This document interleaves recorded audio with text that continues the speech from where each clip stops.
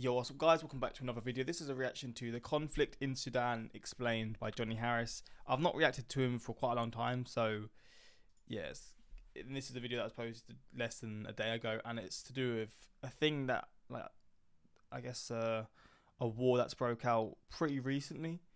I think it was probably like a month and a half ago that I first saw things mentioned about it. I mean, maybe it's been going on for longer, but then I've seen it being reported on Twitter and just hearing about it here and there, but I don't really know the actual details of it. I just know there's things going on, and Sudan's Eastern Africa, it's like here, I think. East Africa, is it here? I think Somalia's here, Ethiopia's here, Sudan. I think Ethiopia and Sudan are they border each other. I think, it doesn't matter, but yeah, we're gonna check this out and learn about the situation, because again, I don't know much about it. I know it's obviously horrible, and there's sadly a lot of civil war type things happening in. It feels like there's the Congo has a lot of problems with that sort of stuff, and I feel like just a lot of countries around in Africa, to be honest, are going through hard times like this, where the people are the ones suffering. But we're gonna see and learn about this, and yeah, let's just check this out and jump into the video. Sudan is moving towards a civil war as violence rises in the capital. Two rival generals and their armies are fighting for control in the city of Khartoum, and the battle is spreading across the country. $3 billion in aid is needed to help Sudan's refugee crisis. Around 1 million people have been displaced after intense fighting broke out a month ago. So let me get you up to speed on what's happening here, and show you how Sudan's location here near the Suez Canal in the Horn of Africa makes it geopolitically important, which is one reason why faraway countries are watching this conflict and preparing to get involved, to secure their interests and to influence the next chapter of this country's history. Fighting broke out in Sudan in mid-April. We've seen it on the streets and in the sky. Daring evacuation of the American embassy in Sudan. More than 400 people have died, close to 4,000 wounded. And a watching world is asking, what's happening in Sudan? Before we dive into this story, which I'm very excited to share with you, I need to thank the sponsor of today's video, which is a service I have been... Let's see what the sponsor is. For years, wait, what was it called? Incognito. I guess it's being incognito. Getting his money? Come on. That's what you love to see. your behalf to go unsubscribe you from the hundreds and off of dozens of these lists.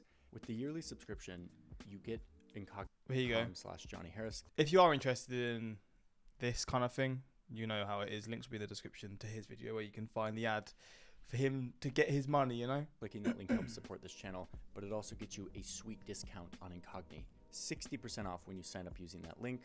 With the annual plan, they're constantly monitoring to make sure that your name doesn't make it back on these lists. I'm very happy. Thank you, Incognito, for sponsoring today's video and for existing. I didn't know you existed until you came to sponsor a video, and I'm very grateful you exist. Okay, let's get back to the video. I'm excited to share with you this story. Sudan has been in conflict since its founding, with the first civil war starting a year before they gained independence from the British. Yes, the country's independence had just been officially recognized by Britain and Egypt. The fighting has often been between the North and the South, fighting over control, over representation. And because Sudan has oil and gold, these conflicts have always attracted outsiders looking to support the side that would serve their interests. The conflict today has a lot to do with the actions of one man, Omar alBashir, a Sudanese army colonel who took over the government in a bloodless coup in the late 80s during the country's second civil war. He quickly dissolved the Sudanese parliament, he banned political parties, he introduced Islamic law, and became a military dictator. And in order to secure his power and fend off opposition, he assembled a group of militias here in the west of the country to make his own personal military force. This military force was led by a commander nicknamed Hemeti. So by the early 2000s, Sudan's dictator commands two armies, the Sudanese Armed Forces, but also this special unit of loyal fighters that he assembled from these militias. He uses this force to stamp out whoever he needs to in order to stay in power, especially over here in the Darfur region, where non-Arab groups felt neglected by the government and wanted to break away. But alBashir uses his special military force to massacre these rebels, leading to the mass murder of hundreds of thousands and displacing millions of people in the process. Al-Bashir eventually rebranded his personal army to be called the Rapid Support Forces, and it wasn't just an army. A trove of leaked bank and corporate documents show that this army is also a lucrative business empire that captures gold mines, runs smuggling operations, patrols the borders, and provides its fighters for hire in regional conflict, and facilitates a profitable gold trade with foreign powers like Russia and the United Arab Emirates. One document details the delivery of $30 million worth of gold bars from Sudan to Dubai from the company owned by Hemeti, the leader of this army. And this is a key part of this story, because in addition to helping al-Bashir, the dictator, stay in power, the RSF also made this warlord Hemeti super rich, because he was able to use his tens of thousands of soldiers to control both the gold market and the borders of Sudan. Okay, so it's 2005. The conflict in Darfur is just getting started, but the civil war that has been raging for decades between the North and the South comes to an end. By 2011, its result is a formal division. South Sudan finally breaks away and becomes the world's newest country. A nation is born. The symbol of sovereignty and identity flies for the... Oh, I didn't know about that. I've never heard of South Sudan. Wait, is it? I mean, maybe he'll go through it now, and maybe it didn't last or something. South Sudan. Oh, it is. I mean, I probably have seen it before. I just couldn't remember. But damn, it's the newest country. the first time. But with them, they take 75% of the oil reserves, a major blow to Sudan's economy. So inflation runs wild, food prices rise, and al-Bashir doesn't have enough money to continue his system of bribes and tributes to political elites. So is the North and South, like ethnically, they're a lot different as well, I guess. I'm assuming that's part of the, maybe not the reason there's conflict, but it's just split. You can see the diversity split maybe. In the military, the quality of life in Sudan plummets, and by 2019, they had had enough.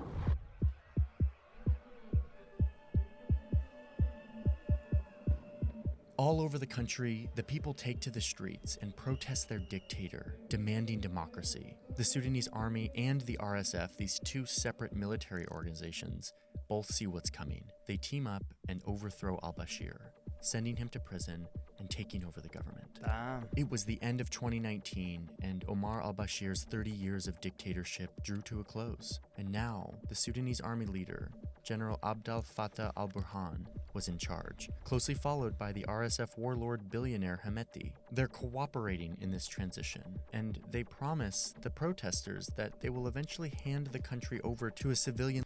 It's insane how they'll use it as an opportunity to get the control they've probably always been wanting, lying to the people, and then gonna end up continuing doing what the initial person was doing, but probably worse, to more extreme levels. Leader who will bring in a democracy. But the military leaders keep going back on their promise. They keep ruling the country for years, and they continuously abuse and massacre the protesters. This all comes to a head in December 2022, when al-Burhan agrees to indeed give control of the government back to the civilians, but he has one big condition. He wants the RSF to no longer be an independent military. He wants it to be folded into the official Sudanese army so that he would control it, not Hemeti. And this is where a conflict starts to brew. Hemeti, this warlord who has made hundreds of millions of dollars thanks to his command over this army, doesn't like this idea.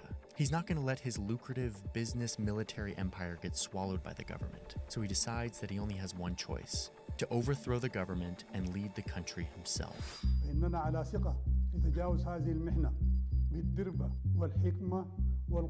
On April 15th, 2023, Hemeti sends 2,000 of his men to al-Burhan's personal residence, which is a military compound. It leads to a shootout where 35 guards are killed. Al-Burhan narrowly escapes, but the conflict spreads throughout the capital of Khartoum and the country as a whole. These two forces that the previous dictator used for different purposes, now fighting over who will rule the country. Tanks roll through the city and airstrikes boom in residential neighborhoods. Embassies empty as foreign countries evacuate their citizens. But for many Sudanese civilians, a quick escape isn't an option. There are no helicopter rescues, no international convoys coming for them. So they pack up and leave their homes, fleeing the conflict and heading to neighboring countries. And these are the people that deal with it, not these are the ones that control it, but it's the flipping civilians that have to fucking deal with all the horrible things happening. It's how it always works.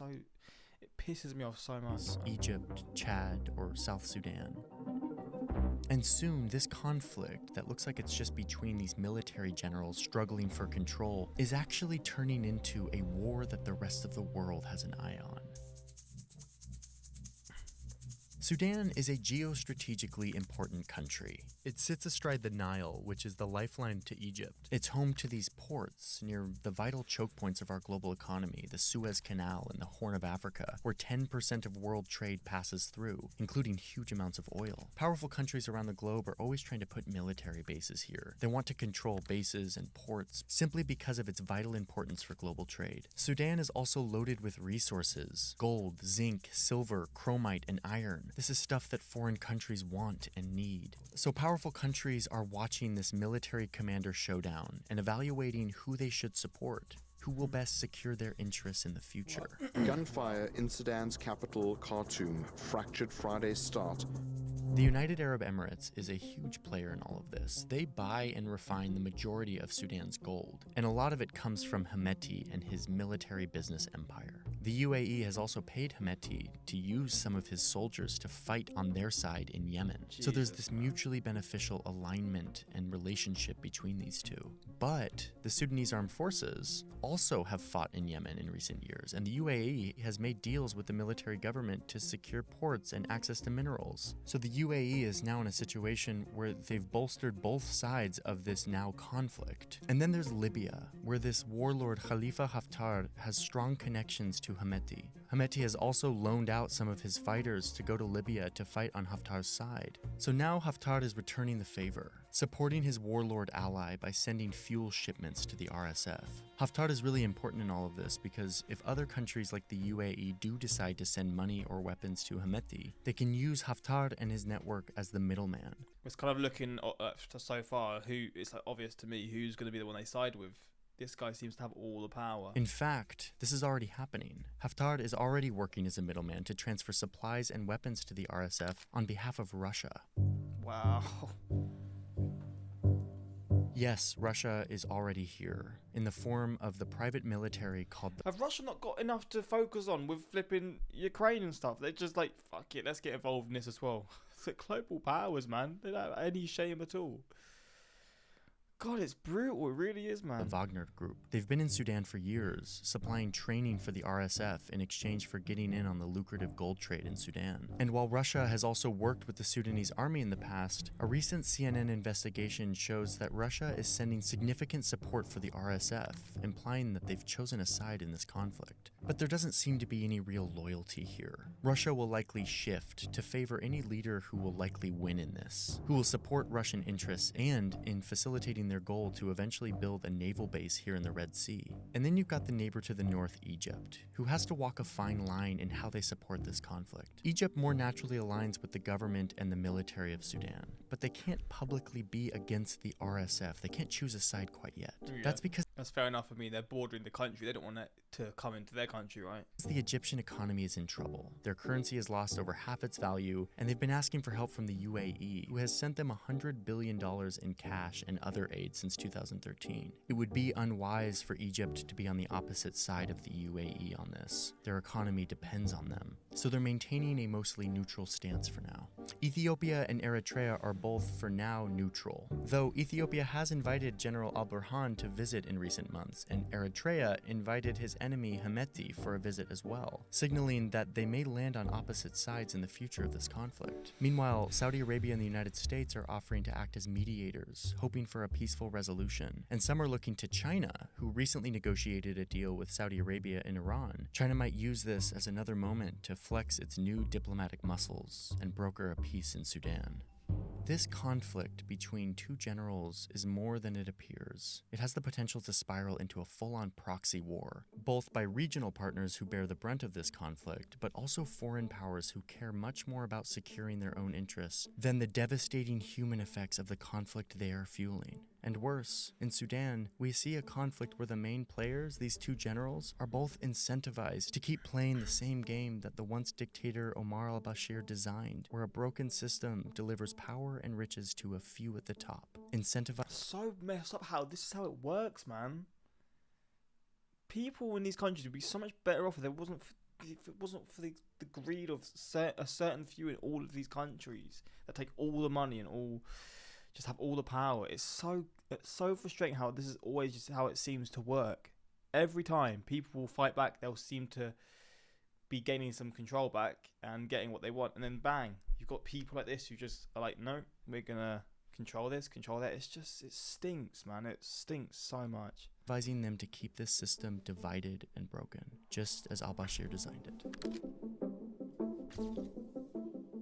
And in the process, killing the momentum of the budding democracy movement in Sudan. This protest movement that successfully took out the dictator, and this movement that was good for the people, has once again been snatched away by a greedy few, and there seems to be no end in sight. Damn, man. That was a little look into the things that are going on. Obviously, there's so much more to it, but being Sudanese, I appreciate you educating people on this so much. As an Eritrean, I wish peace to Sudan. Sudan has been our shelter and helper for Eritreans since the time of the armed struggle.